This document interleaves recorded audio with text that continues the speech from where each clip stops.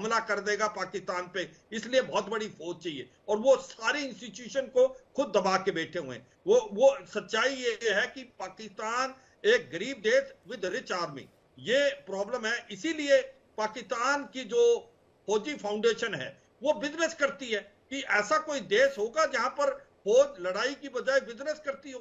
62 billion dollar का उनका एक प्रकार का बजट है एक साल में, जो कि वो रियल स्टेट से बैंक और कोलगेट से लेके सीमेंट सब कुछ बनाते हैं और टैक्स के दायरे में नहीं आते।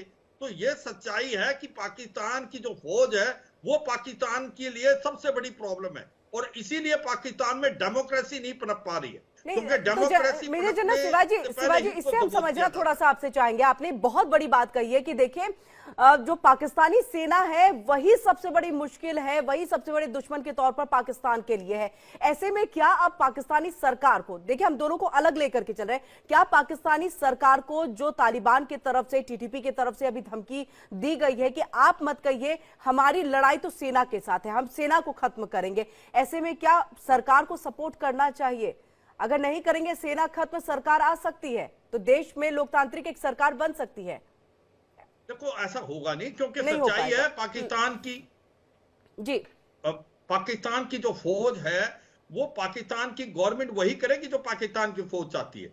ये तो मुझे लगता है तहरीके तालिबान पाकिस्तान का एक प्रकार से बड़ी चालाकी वाली डिप्लोमेसी काम किया है, मगर ऐसा होगा नहीं, क्योंकि सच्चाई है कि असली पावर पाकिस्तान की आर्मी के पास है। वही जो अभी भी हो रहा है वो पाकिस्तान की फौज कर रही है। देखो भारत के साथ रिलेशन क्यों नहीं अच्छे होते? भारत के साथ इसलिए अच्छे नहीं रिलेशन होते क्योंकि पाकिस्तान ने एक हवा बना रखा है कि भारत की फौज जो है हमला करेगी, और इसीलिए वो आतंकवाद का सहारा लेते हैं। उनकी स्टेट पॉलिसी है आतंकवाद को भेजना, लश्कर तौबा जैसे मोहम्मद भेजते हैं। जो पाकिस्तान की गवर्नमेंट है उसको गिराने में ज्यादा टाइम नहीं लगता पाकिस्तान की फौज को। आप पुरानी हिस्ट्री देखें।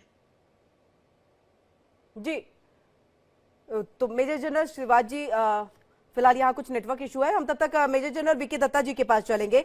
मेजर जनरल वीके दत्ता जी आपसे, क्योंकि देखिए जहां जो मेन लड़ाई है, हम तालिबान, टीटीपी, बलूचिस्तान तो अपनी एक अलग लड़ाई लड़ते हुए दिखाई दे रहे हैं, लेकिन उनका भी मेन मकसद है कि हम जो पाकिस्तान में जो सरकार है, जो ये सेना है, उनको जड़ से हम उखाड़ सके और यहाँ पर कोई नई सरकार बने जिससे हमारी जो बेहतरी हो सके। डूरेंट लाइन, जिसको अफगानिस्तान पाकिस्तान के बीच की एक सीमा रेखा माना जाता है, तालिबान उसको नहीं मानता है, तो वहीं पाकिस्तान की तरफ से ये कहा गया कि देखिए अगर आप उसको नहीं मानते हैं तो हम बरवान जो कॉरिडोर है उसको हम भी नहीं मानेंगे। ऐसे में बरवान कॉरिडोर बहुत इंपॉर्टेंट है, अगर वहां पर कोई दिक्कत आती है तो चाइना के साथ संबंध भी खराब होने के चांसेस आते हैं। ऐसे में पाकिस्तान को क्या स्टेप उठाना चाहिए दृष्टिकोण से?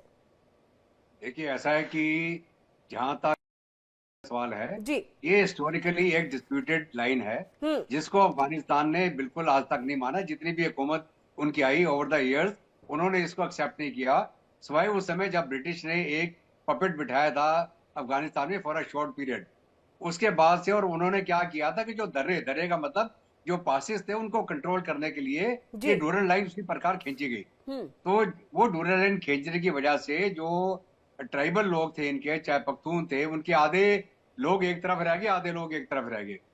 और तक ये बात बलूचिस्तान के लिए भी लागू है और जो खैबर पख्तूनख्वा के इलाके के लिए भी है।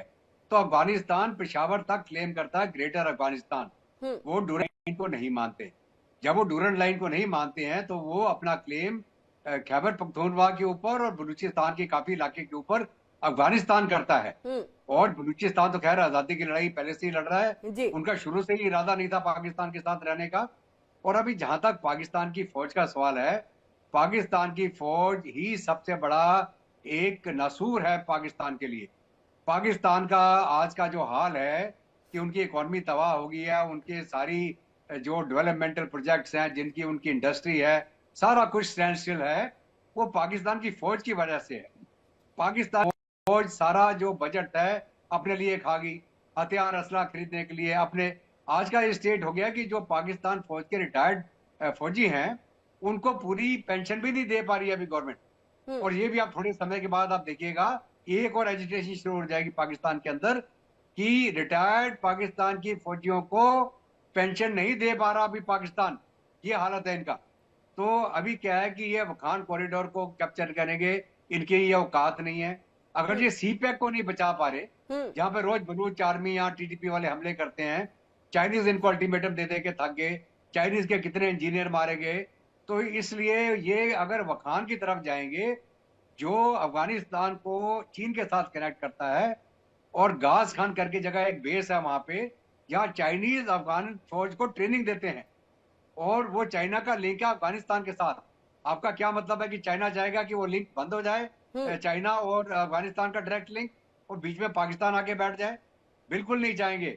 तो इसलिए इनको कोई करने भी नहीं देगा। और मान लीजिए अगर ये कोई हमाकत करते भी हैं कि हम अफगान की तरफ जाएंगे, तो इनको याद होना चाहिए तजाकिस्तान या उधर जाके हाथ मिलाने के लिए गए, जो नदर्न अलायंस था अहमद शाह मसूद का, वो सारे ताजिक थे या उज़्बेक थे। इन्होंने मदद करी थी उस समय तालिबान की, उनको हराने के लिए। और जब तालिबान रिकैप्चर कर रहा था अमेरिकन के जाने के बाद, तो पाकिस्तानी एयरफोर्स और पाकिस्तान के एसएसजी कमांडो ने जाके वो नर्दर्न इलाके के जो लोग थे वहां ताजिक, उनके ऊपर हमले कर रहे थे कि वो तालिबान को चैलेंज ना कर पाए। तो वो लोग तो कभी इनके साथ, पाकिस्तानियों के साथ आएंगे नहीं। तालिबान को यह पता चल चुका है कि पाकिस्तान ने पैसे ले लेके तालिबानियों को मरवाया, अमेरिकनों को बेसिस दी, अमेरिकन के जो ड्रोन से वहां से ऑपरेट करते थे, इधर से पैसा खाते थे, उधर से हाथ मिलाते थे। तो आज के दिन में तालिबान पाकिस्तानियों को कभी माफ नहीं करेगी, क्योंकि पाकिस्तान के हाथ उनका खून लगा हुआ है। इन्होंने जानबूझ के मरवाया है किसको? तालिबानियों को, अफगानियों को, पैसे के चक्कर में, डॉलर लेने के चक्कर में अमेरिका से। ठीक है, इसलिए आज के दिन में जो तालिबान है, इनके ऊपर बिल्कुल भरोसा नहीं करता, और ना वो करेगा। और आगे आने वाले समय में मैं तो कहता हूं, जैसे बांग्लादेश में लोगों ने तख्ता पलट दिया शेख हसीना का, कोई समय नहीं लगता अगर अवाम इकट्ठी हो जाए और टीटीपी के साथ मिल जाए, तो 2 दिन पाकिस्तान की फौज टिक नहीं सकती है। सिवाय पंजाब के अंदर इनको छुपने की जगह नहीं मिलेगी, और ये सारे लोग वर्दी उतार के भाग जाएंगे। तो कहने का मतलब ये, अगर कोई बोले जी बड़ा हमारा तगड़ा देश है, बड़ा कुछ नहीं है। अगर आप सीरिया का हाल देखें, कितने दिन में सीरिया खत्म हुआ, एकदम ताश के पत्ते की तरह ढह गई सारी फोर्स उनकी। हालांकि वहां रशियन भी सपोर्ट कर रहे थे, और भी जो ईरान पूरा सपोर्ट कर रहा था उनको, हिजबुल्लाह भी उनके साथ था, लेकिन वो 11 दिन के अंदर पूरा सीरिया ढह गया। तो वही हाल पाकिस्तान का होने वाला। अगर यहाँ पे बलूच, वहां पे सिंध, पीओके, गिलगित बाल्टिस्तान, वहां खैबर पख्तूनवा, और उधर से टीटीपी, वहां से अफगान तालिबान, और अगर यहाँ खुदा ना कहा था इन्होंने हमसे कोई पंगा ले लिया और यहाँ से भारत की फौज, तो मैं पूछता हूँ कहाँ भागेगी पाकिस्तान की फौज? तो इनके बुरे दिन आ गए हैं। वो कहते हैं जब वो बुरे दिन आते हैं तो कहाँ वो सियाल भागता है शहर की तरफ, उनका ये हाल अब